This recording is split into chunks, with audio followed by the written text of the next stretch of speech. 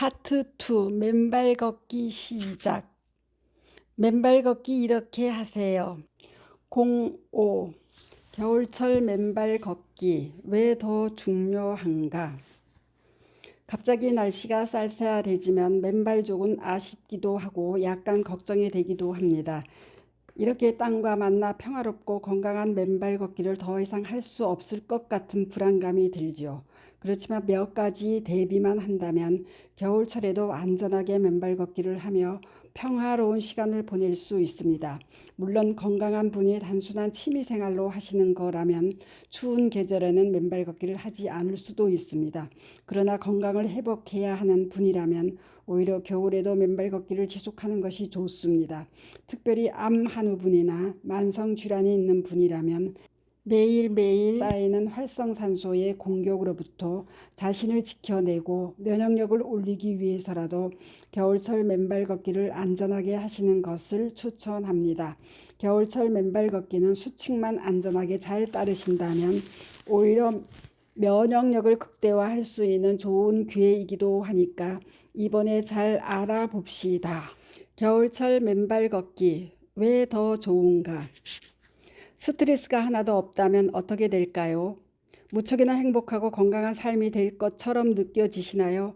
그렇다면 당신은 스트레스에 대해 오해하고 있거나 지금 너무 많은 스트레스를 받고 있는 것입니다.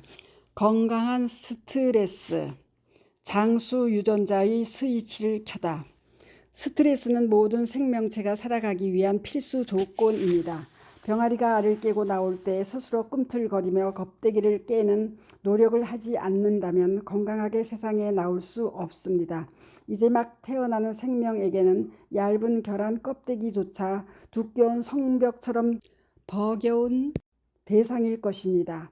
그 연약한 부리로 껍데기를 깨려고 그 나름대로 애를 씁니다. 이것은 병아리에게 엄청난 스트레스입니다. 그렇지만 그 스트레스는 바로 삶에 대한 열망을 의미하기도 합니다. 힘겨워 보이는 병아리의 고통을 덜어주기 위해 누군가 대신 껍데기를 깨준다면 그 병아리는 태어나자마자 죽어버릴 수도 있습니다. 물론 아주 힘들어 할 때 어미가 옆에서 지켜보다가 조금의 도움을 줄 수는 있습니다. 그러나 안에서 알을 깨려는 정도의 스트레스조차 없다면 병아리는 세상으로 나올 수도 건강하게 살 수도 없습니다. 씨앗이 땅속에서 웅크리고 있다가 흙을 뚫고 새싹을 낼 때도 마찬가지입니다. 흙의 틈을 비집고 가장 부드러운 곳을 찾아 이리저리 연한 줄기를 뒤틀며 땅 위로 솟아날 곳을 찾아 나갑니다. 이것도 스트레스입니다. 겨우 땅 위에 올라왔을 때 가볍게 스치는 봄 바람조차 새싹에게는 스트레스일지도 모릅니다. 그런 스트레스가 싫어서 싹을 틔우지 않는다면 씨앗은 캄캄한 흙 속에서 썩어 갈지도 모릅니다. 평생 햇빛을 만나지 못하고 초록의 잎사귀도 만들어 보지 못하겠지요. 또 예쁜 꽃도 피우지 못하고 그늘이 될 만큼 커다란 줄기와 가지를 뻗지도 못할 것입니다. 커다란 줄기에서 달콤한 열매를 내고 가을이면 새색시 볼 같은 발그레한 단풍도 만들어 지구 별을 더 아름답게 할 수도 있었을 텐데 스트레스가 싫다고 평생 스스로 땅속에 갇혀 지내는 셈이죠. 식물조차도 건강한 삶을 위해서는 어느 정도의 스트레스가 필요합니다. 사람도 마찬가지입니다.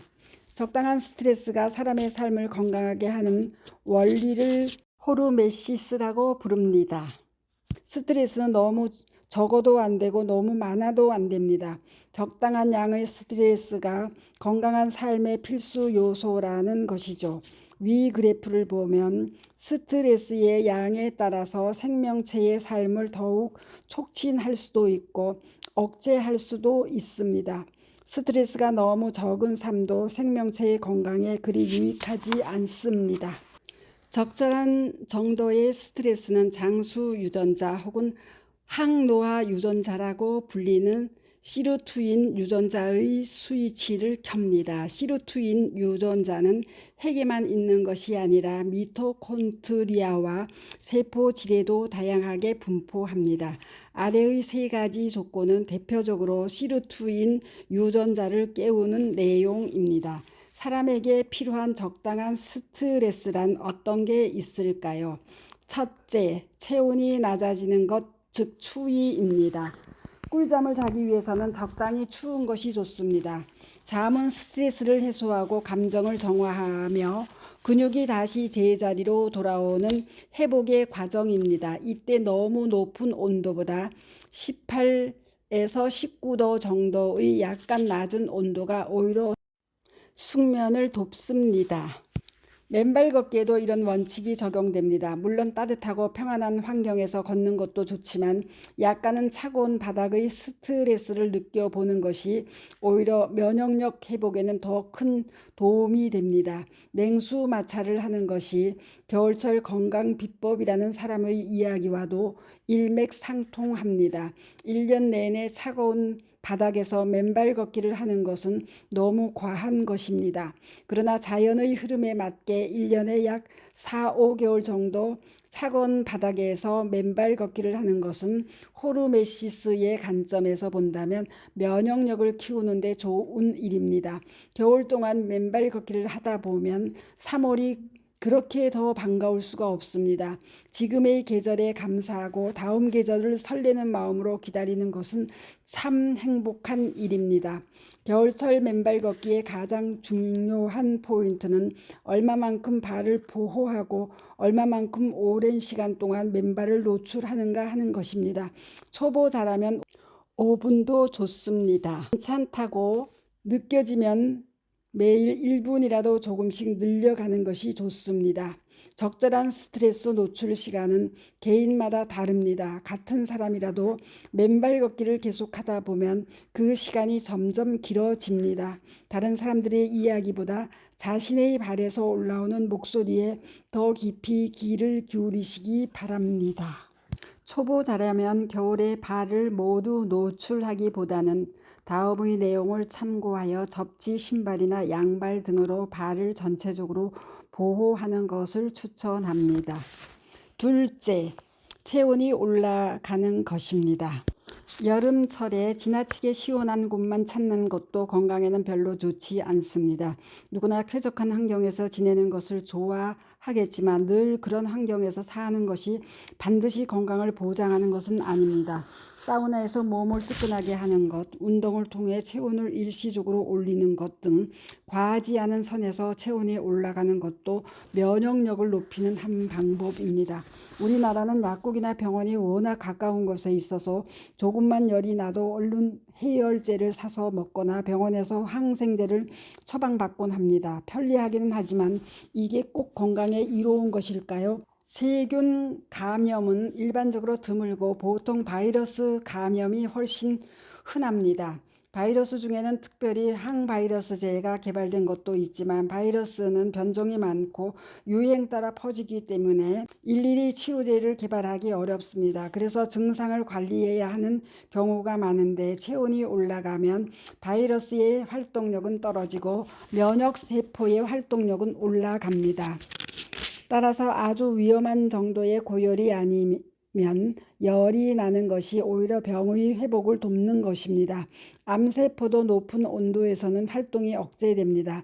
일상적으로 체온을 높게 유지하려는 노력은 무척 중요합니다. 그리고 체온을 높이는 방법 중 혈액순환이 잘 되는 것이 가장 중요합니다. 제가 아는 한 맨발 걷기보다 일상에서 혈액순환을 원활하게 하는 손쉽고 효과적인 방법은 아직 찾지 못했습니다. 셋째는 배고픔입니다. 간헐적 단식, 일정 기간 동안의 단식은 모두 장수 유전자의 스위치를 켜는 좋은 방법입니다. 일상적으로 간헐적 단식을 실천하는 가장 좋은 방법이 16대8 식사법입니다. 정오부터 저녁 8시까지만 음식을 섭취하고 나머지 시간에는 음식을 먹지 않는 것입니다. 그 나머지 시간에 정허기가 진다면 과일이나 채소를 먹습니다. 과일은 30분, 채소는 1시간 정도면 위를 통과하기 때문에 소화에 부담을 덜 줍니다. 음식을 섭취한 후에는 소화기관이 왕성하게 활동합니다. 현대인의 음식은 단 10분만 먹더라도 탄수화물, 단백질, 지방, 섬유소들이 한꺼번에 들어갑니다. 다양한 영양소가 섞이면 그만큼 소화 시간도 길어집니다. 특히 가공이 된 식품은 소화 시간이 더욱 깁니다. 라면은 밀가루를 튀긴 데다 방부제까지 포함되어 위를 통과하는 시간이 32시간이나 걸렸다는 실험도 있습니다. 그만큼 방부 처리된 식품을 소화하는 데에는 여러 소화기관이 에너지를 많이 쓰게 됩니다. 가급적 빨리 소화시키고 남은 것들을 배설해야 하는 소화기관의 입장에서는 음식물이 소화기관에 머무는 기간이 길어질수록 지치게 됩니다. 이런 과정이 반복되면 만성염증과 암도 일으킬 수 있습니다.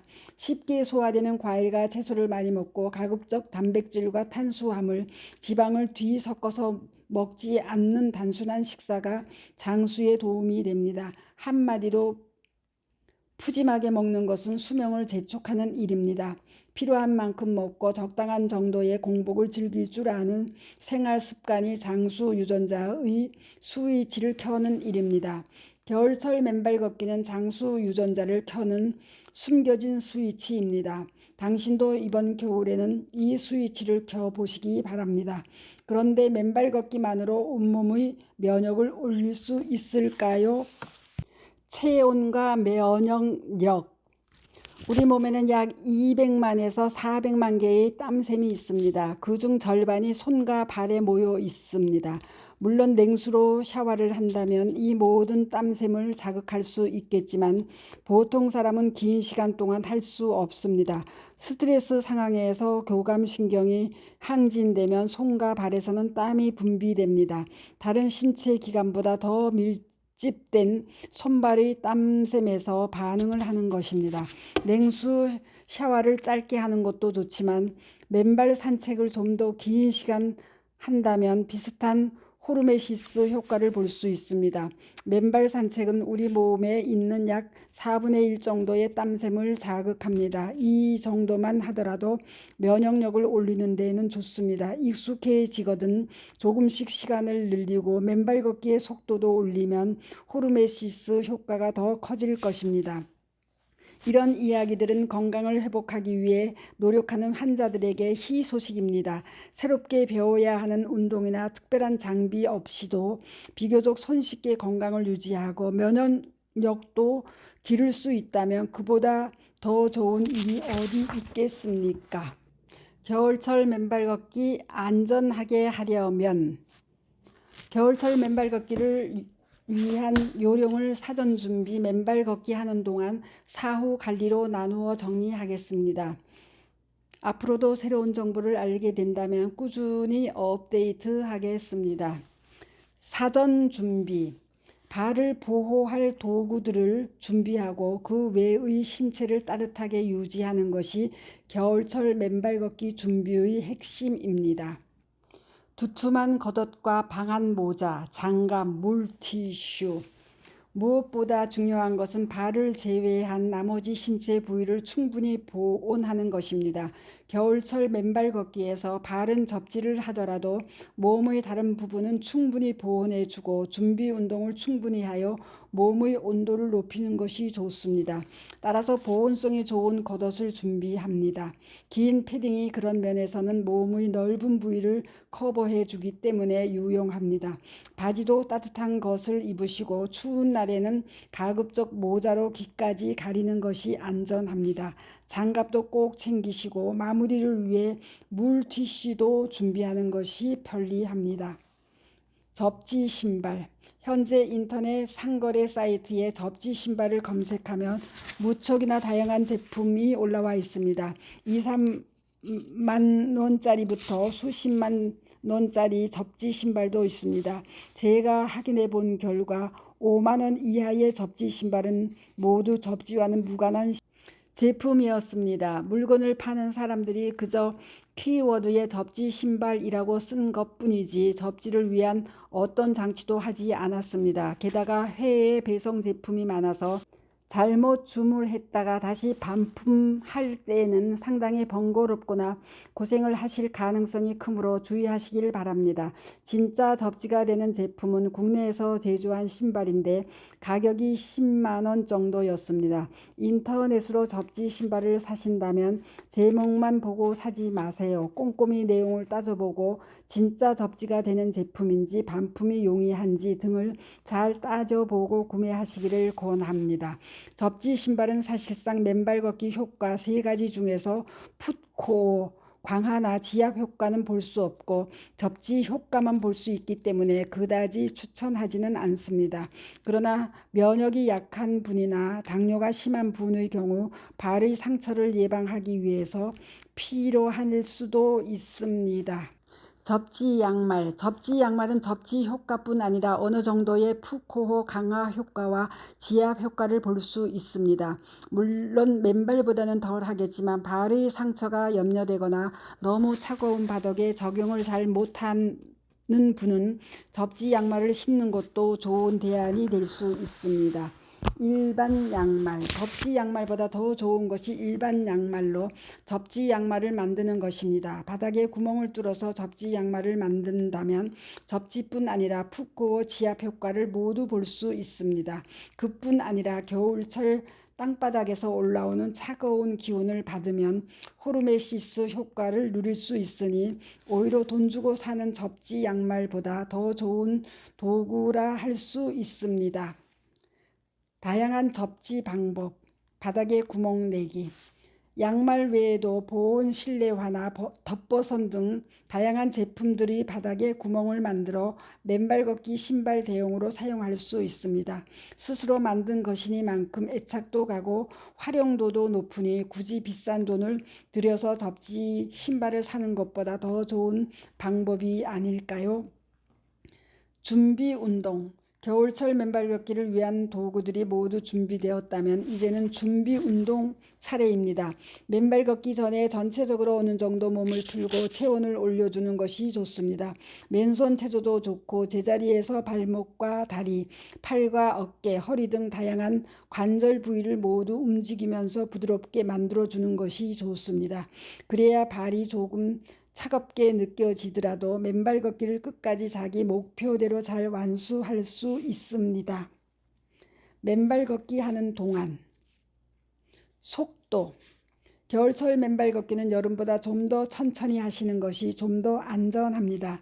이번이 첫 겨울철 맨발 걷기라면 더욱 천천히 걸으시기를 바랍니다. 왜냐하면 여름에 근육과 피부가 부드러운 상태에서는 같은 충격이라도 상처가 생기지 않지만 겨울철에는 쉽게 상처가 날 수 있습니다. 또 하나, 땅 표면이 딱딱하게 얼어 있어서 뒤꿈치로 땅바닥을 세게 디디면 충격이 더 커집니다. 안전을 위해서 조금 천천히 걸으시기를 바랍니다. 겨울철 나무들이 열매와 이파리를 다 땅으로 돌려보낸 뒤 자신의 내면과 마주하며 잠잠한 것을 봅니다.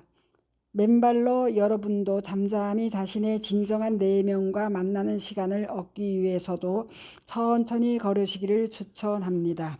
걷는 시간. 초보 잘하면 5분 정도만 하셔도 좋습니다. 걷는 것이 부담스럽다면 모래사장과 같은 곳에서 제자리 걸음을 하시는 것도 좋습니다. 확실히 안전하다고 느끼신다면 매일 1분 정도 조금씩 걷는 시간을 늘리시는 것이 좋습니다. 봄, 여름, 가을을 지나며 충분히 맨발 걷기의 내공을 쌓으신 분이라면 이보다 더 긴 시간을 걸으실 수도 있습니다. 무엇보다 자기 발의 상태, 체력 수준 등을 감안하셔서 조금씩 천천히 늘려나가는 것이 안전합니다. 특별히 얼마 이상은 안 된다고 못 받기는 어렵습니다. 한겨울에도 몇 시간씩 산을 맨발로 걷는 분도 본 적이 있으니까요. 함께하면 좋은 운동. 맨발 걷기를 통해 풋코어를 강화하는 것과 함께 종아리 근육과 허벅지 근육을 강화한다면 훨씬 더 큰 효과를 볼 수 있습니다. 겨울철에는 맨발 걷기 중간중간 다른 하체 운동을 병행하여 발의 자극은 좀 줄이고 하체의 근력을 강화하는 것이 좋습니다. 맨발 걷기를 하다가 중간에 맨몸 스쿼트를 하면서 전반적인 하체의 근력을 강화하는 것도 좋은 방법입니다. 맨몸 스쿼트는 어디에 집중을 하는가에 따라 엉덩이 근육을 강화할 수 있고 허벅지 앞쪽의 대퇴사두근을 강화할 수도 있습니다. 물론 두 근육을 동시에 강화하는 것이 더 좋음은 말할 필요도 없습니다. 종아리 근육도 풋코어와 함께 혈액순환에 매우 중요한 근육입니다. 이 근육이 약해지면 정맥의 밸브도 약해지기 쉽습니다. 정맥의 혈액이 심장으로 잘 돌아가도록 돕는 것이 정맥의 밸브인데 이 밸브가 고장나는 것을 정맥류라고 합니다. 정맥류는 매우 다양한 증상을 일으키는데 대표적으로는 다리가 묵직한 느낌이 드는 것입니다. 정맥의 순환을 원활하게 하려면 풋코어와 함께 종아리 근육을 튼튼하게 해줘야 하는데 그 대표적인 운동이 까치발 들기입니다. 영어로는 카프레이즈라는 운동입니다. 나무나 책 등 손으로 지지할 수 있는 곳을 찾아서 중심이 흔들리지 않도록 붙잡은 상태에서 뒤꿈치를 들고 5초간 유지한 뒤에 천천히 뒤꿈치를 다시 내리면 됩니다. 까치발 들기는 발목과 종아리 스트레칭을 한 뒤에 하셔야 쥐가 나지 않습니다. 성급하게 하는 경우 종아리에 쥐가 나기도 하니 반드시 준비 운동으로 몸을 풀고 하시기를 바랍니다. 사후 관리. 맨발 걷기 이후에는 발을 꼼꼼하게 씻으면서 혹시나 있을지 모를 상처를 확인하는 것이 중요합니다. 특히 당뇨가 있는 분은 더욱 꼼꼼하게 살펴보시기를 바랍니다. 설사 상처가 있더라도 초기에 발견하여 잘 대처하면 심각하게 발전하는 일은 없습니다. 가끔 당뇨 발을 우려하시는 분이 있습니다. 당뇨 있는 분이 발에 상처가 나면 곪아서 결국 발의 일부를 잘라내는 병인 당뇨발은 환자도 의사도 다 무서워하는 병인 것은 분명합니다. 그러나 당뇨발로 진행하는 것은 대체로 상처를 빨리 확인하지 못하여 생기는 일입니다. 상처가 난 직후에 확인하고 즉시 병원에서 처치를 한다면 발을 잘라내는 끔찍한 일은 생기지 않습니다. 다만 당뇨가 잘 조절되지 않거나 당뇨병성 말초신경병증이 이미 진행된 분들이라면 반드시 접지 신발이나 접지 양말을 신어 발에 상처가 나지 않도록 각별히 주의를 기울이는 것이 좋습니다. 찬물로 씻자. 맨발 걷기를 마친 직후에 뜨거운 물로 씻는 것은 추천하지 않습니다. 추운 날 맨발 걷기로 발의 감각이 둔해진 상태에서 뜨거운 물을 씻으면 자칫 수포가 잡히거나 화상을 입을 수도 있습니다. 맨발 걷기 후에는 발이 이미 차가워진 상태이므로 찬물로 씻더라도 그렇게 차게 느껴지지 않습니다. 그러므로 맨발 걷기 직후에는 가급적 찬물로 씻으시고 집에 오셔서 발의 감각이 회복된 뒤에 따뜻한 물로 꼼꼼하게 씻으시면 편히 좋습니다. 물티슈 이용. 저는 날씨가 추워지면 맨발 걷기 후에 주로 물티슈를 이용하는 편입니다. 간편하게 작은 물티슈를 주머니에 넣고 다닙니다. 맨발 걷기 후에 발을 가볍게 닦고 집에 와서 좀 더 꼼꼼하게 살펴보면서 씻습니다. 매우 이른 아침 새벽부터 산을 오르는 지인이 있습니다. 저는 이분을 산신령이라고 부르는데 이분은 맨발 걷기 후에 흙만 털고는 양말을 신고 하산합니다. 집에 도착해서는 양말을 신은 채 샤워실로 가서 비로소 양말을 벗고 샤워를 하신다고 합니다. 아주 실용적이고 편리한 방법 아닌가요? 찜찜한 분은 물로 씻으시는 것을 선호할 수도 있으니 이것은 각자 취향대로 하시면 되겠습니다. 건강을 유지하거나 회복해야 하는 많은 분이 겨울철에도 안전하고 평화롭게 맨발 걷기를 하면서 면역력을 키우시기를 응원합니다. 감사합니다. 스토리양입니다.